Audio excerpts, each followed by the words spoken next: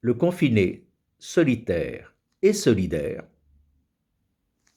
réfléchit ce matin au vocabulaire que nous utilisons, aux mots que nous mobilisons pour lutter contre la pandémie qui nous atteint. Et il est important de ce point de vue de relever que, bien évidemment, à travers le monde, chaque langue, chaque pays exprime de sa propre façon un certain nombre de questions que d'autres pays ne peuvent exprimer de la même façon.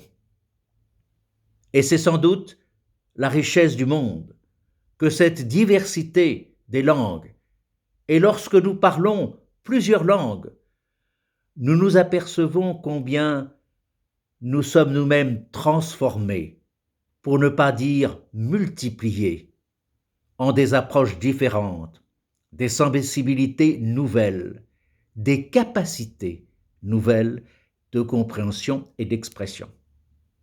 Le mot guerre est un mot qui revient fréquemment, utilisé par beaucoup. Bien évidemment, comme tout vocabulaire, ce mot a évolué au fil des siècles et des ans.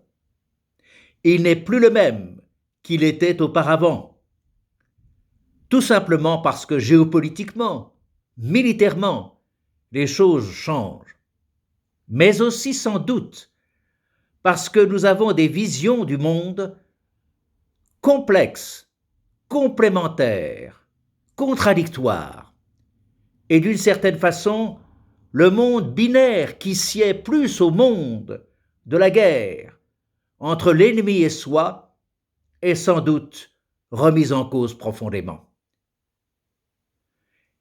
Sincèrement, nous devons nous demander comment nous pouvons lutter de la meilleure façon contre le Covid-19.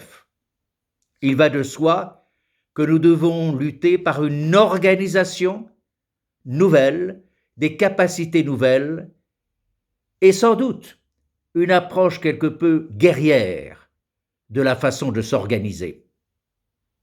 Mais nous devons aussi lutter par l'intelligence collective et l'innovation. Nous sentons bien que la guerre n'est pas la guerre pour gagner définitivement, car nous savons que nous aurons d'autres pandémies et d'autres difficultés.